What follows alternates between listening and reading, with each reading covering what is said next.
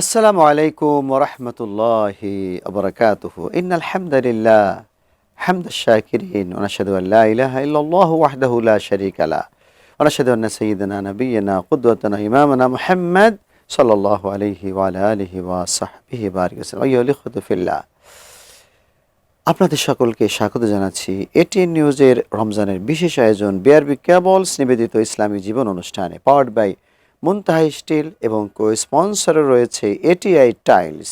আর আপনাদের সাথে রয়েছি আমি মোহাম্মদ বিলাল হুসাইন। প্রিয় দর্শক, আজকের এই আলোচনা করার জন্য একজন বিজ্ঞ প্রাজ্ঞ ইসলামিক স্কলারকে, একজন ডক্টরকে আপনাদের সামনে উপস্থিত করেছি। তিনি হচ্ছেন doctor Mohammad Mohiuddin Milki, associate professor, Harganga college, Munshiganj. আসসালামু আলাইকুম রহমতুল্লাহি ওয়া বারাকাতুহু। ওয়ালাইকুম আসসালাম, কেমন আছেন স্যার? আলহামদুলিল্লাহ। আপনাকে আজকের অনুষ্ঠানে স্বাগত জানাচ্ছি। আলহামদুলিল্লাহ। তো আজকে আমরা আলোচনা করব দেহের উপর সিয়ামের প্রভাব। তো দেহের উপরে সিয়ামের প্রভাবটা কেমন? রোজার কারণে ডায়াবেটিসের কোনো সমস্যা হয় কিনা, রোগীদের কোনো সমস্যা হয় কিনা, না ভালো হয়, এ সমস্ত বিষয়ে যদি একটু আলোচনা করতেন। আলহামদুলিল্লাহ, নাহমাদুহু ওয়া নুসাল্লি আলা রাসূলিহিল কারীম। আসসালামু আলাইকুম রহমতুল্লাহ।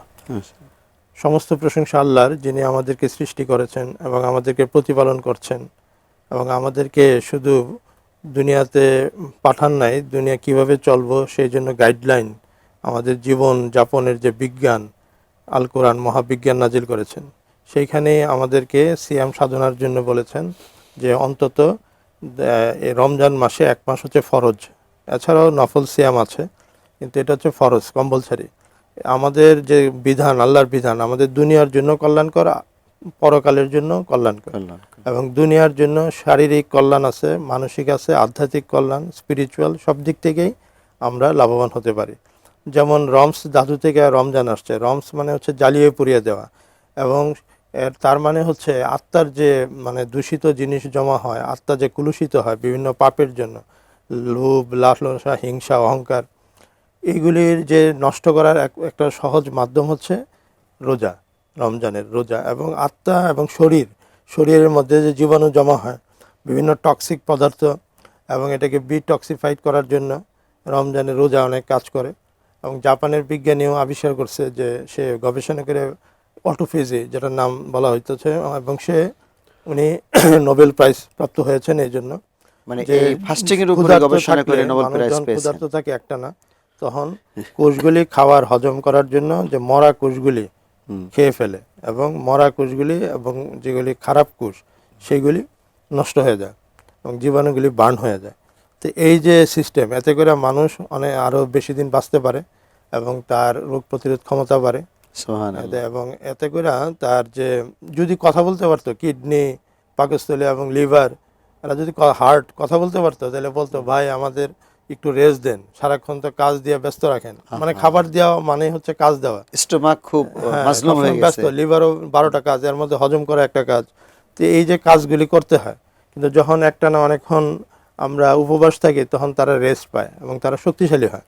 স্যার, আপনি বলতেছিলেন যে জাপানের যে ডক্টর, এই নামটা এখন মনে আসতেছে না, ইদানিং কয়েক বছর আগে উনি নোবেল প্রাইজ পেয়েছেন। এই গবেষণা এবং আরো অনেক গবেষণা হয়েছে, যারা তুরস্কের কিছু গবেষক প্রায় 32টা গবেষণা করছে। আমার যতটুকু জানা, আমাদের দেশের ডক্টর গোলাম মুয়াজ্জেম 1938 সালে, উনি একটি গবেষণা করে, উনি একটা গবেষণা করেছিলেন, একটি বই লিখেছেন সিয়াম, দেহের উপর সিয়ামের প্রভাব। ওই জায়গা থেকে আজকে শিরোনামটা করা। হ্যাঁ, উনি প্রথম বাংলাদেশে গবেষণা করছেন, বিখ্যাত ঢাকা মেডিকেলের বিখ্যাত প্রফেসর গোলাম মুয়াজ্জেম প্রিন্সিপাল ছিলেন। হ্যাঁ, এবং এটার মধ্যে কিভাবে রোজা রাখলে উনি শর্করা কমে যায় এবং চর্বি কমে যদি কেউ ফাস্টিং করে, এবং দূষিত পদার্থ নষ্ট বের হয়ে যায়। আরেকটা হচ্ছে যে ব্রেইনের যে কিছু প্রোটিন আছে, বিশেষ প্রোটিন, যেটার নাম হচ্ছে BDNF, brain derived neurotrophic factor, এটা বৃদ্ধি পায়। রোজা যদি রাখে কেউ, তাহলে এটা বৃদ্ধি পায়। এটা বৃদ্ধি পাইলে মানসিক স্বাস্থ্য এবং ব্রেইনের যে কার্যকারিতা বাড়ে, এবং সহজে মানুষ স্ট্রোক করা এবং ব্রেনের যে বিভিন্ন সমস্যাগুলি তার হবে না। তো আমরা তো মনে করি শুধু খাইলেই লাভ, আমরা মনে, কিন্তু না খাইলে যে লাভ, এই জিনিসটা যে আল্লাহ আমাদের এটা লাভ দেখেই দুনিয়াতেও লাভ, মৃত্যুর পরেও লাভ। আর আধ্যাত্মিক লাভ হচ্ছে যে আত্মা পরিষ্কার হয়, আমরা আল্লাহ নিকটবর্তী হয়ে যাই, তাকওয়া অর্জন করা যেতে পারে। তাকওয়া এবং সচেতনতা, আল্লাহ সচেতনতা বাড়ে, যেহেতু আমরা তখন মানে মানুষের অনুপস্থিতিতে আমরা খাই না, তার মানে আমি আল্লাহর ভয়ে খাই না। তো এই কাজটাই যখন আমরা অন্য 24 ঘন্টা অন্য কাজের ক্ষেত্রে করব, যে আল্লাহ আমাদের দেখতেছে, আমি একজনের সাথে কথা বলতেছি, তাকে গালি দেওয়া যাবে না, যেহেতু আল্লাহ দেখতেছে। তো এই যে ফিলিংসটা, সচেতনতা, এটা মানে তাকওয়ার বাংলা, আল্লাহর ভয়ের থেকে ভালো বাংলা হচ্ছে সচেতনতা, মানে আল্লাহ সচেতন। মানে আমি আল্লাহ যে আছে এবং আল্লাহ আমার উপরে দৃষ্টিপাত, আমরা যেমন সিসিটিভি ক্যামেরা রাখলে কর্মচারীরা ঠিক মতো কাজ করে, তা আমাদের এটা ভাবতে হবে কিরামান কাতিবিন তো আছে, দুই কাজে আল্লাহ আমাদেরকে দেখতেছে, সোজা কথা আল্লাহ আমাদের, আমরা নজরদারিতে আছি। তো এটা যদি ভাবি তাহলে আমরা অন্যায় পাপ কাজ করতে পারবো না। তাহলে আমরা যে আল্লাহর ক্যামেরার নজরদারিতে আছি, এইটা ভেবে যদি আমরা আল্লাহর পথে থাকি, অন্যায় কাজ না করি, তখন আমরা এই কোয়ালিটিতে যা অর্জিত হবে সেটাই তাকওয়া, এটাই অর্জন করার জন্য আল্লাহ বলছে। এবং এটাই ইমানের প্রথমে হচ্ছে আমান্তু বিল্লাহ, মানে ইমানের প্রথম যে ক্রাইটেরিয়া সেটা হচ্ছে আমান্তু বিল্লাহ, আল্লাহর উপরে ইমান এবং আল্লাহর উপরে ভরসা। আমার অনেক কিছু আছে, অনেক কোটি সম্পদ আছে, অনেক কিছু আছে, চিকিৎসা করতেছি সব, কিন্তু আমার বিশ্বাসটা রাখতে হবে আল্লাহর উপরে, ভরসা অন্য কিছুর উপরে না। থাকা আছে টাকা পয়সা, কিন্তু ভরসাটা আল্লাহর উপরে। এই জন্য আল্লাহর বিধানগুলি সবগুলি আমাদের জন্য কল্যাণকর। এবং রোজা এমন একটা জিনিস যে মানুষের যে ফিলিংস, আরেকটা হচ্ছে যে মানে ক্ষুধার যে একটা কষ্ট, গরিব মানুষ খেতে পারে না, গরিব মানুষের উপরে একটা তৈরি হবে, এবং মানে মায়া মমতা ভালোবাসা তৈরি হবে। আর নিজেও আমি বুঝতে পারবো যে আল্লাহর যে আমি দান খাচ্ছি, আল্লাহর যে বিভিন্ন খাদ্য সামগ্রী খাচ্ছি, এটা কত দামি।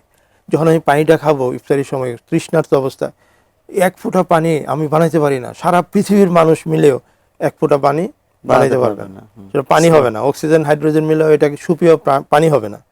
একটা মানে প্রোটোপ্লাজম, মানে অণুর একটা কণাও আমরা বানাইতে পারি না। সারা পৃথিবীর পদার্থ যদি আমি একসাথে করি, নাড়াচাড়া করি, মানুষ এটা সৃষ্টি করতে পারবে না। সুতরাং আমি আলহামদুলিল্লাহ মন থেকে আসবে, সুবহানাল্লাহ, আলহামদুলিল্লাহ, বিসমিল্লাহ, যে আমি আল্লাহর খাদ্যটা খাচ্ছি, তা আমার কৃতজ্ঞ থাকতে হবে। এবং আল্লাহর যে নিয়ামতগুলো আমি ভোগ করছি, এর প্রতি আমাদের কৃতজ্ঞ থাকতে হবে। এবং এই ফিলিংসটা আসবে যখন আমি কৃতজ্ঞ হব। আল্লাহ তো বারবার বলছে তোমরা অকৃতজ্ঞ হইও না, ওয়ালাআল্লাকুম তাশকুরুন, অবশ্যই কৃতজ্ঞ। আল্লাহ বারবার অনেক জায়গায় বলছে লাইন শাকারতুম লাযিদান্নাকুম, তোমরা কৃতজ্ঞ হও, তোমাদেরকে তোমার কোয়ালিটি আরো বাড়িয়ে দেব। অসংখ্য ধন্যবাদ আপনাকে জানাচ্ছি, আপনি কষ্ট করে আমাদের এই অনুষ্ঠানে এসে এই সময় দিলেন, দর্শকদেরকে ভ্যালুয়েবল স্পিচ দিলেন। প্রিয় দর্শক, রমজানের এই রোজা রাখলে শুধু যে তাকওয়া অর্জিত হবে তা না, আমরা আমাদের দৈহিকভাবেও আমাদের বিভিন্ন রোগ শোক থেকে আমরা বাঁচতে পারবো। আমরা এই আজকের এই আলোচনা বুঝলাম। আল্লাহ রাব্বুল আলামিন আমাদের সকলকে রমজানের ফরজ রোজা যারা আমরা বালেগ হয়েছি আমরা রাখবো, এবং বাচ্চাদেরকে আমরা ট্রেন্ড আপ করবো। আল্লাহ পাক আমাদের সকলকে তৌফিক দান করুন। আগামী পর্বগুলো দেখার সাদর আমন্ত্রণ জানিয়ে আজকে আমরা এখানে শেষ করছি। আসসালামু আলাইকুম ওয়া রাহমাতুল্লাহি ওয়া বারাকাতুহু।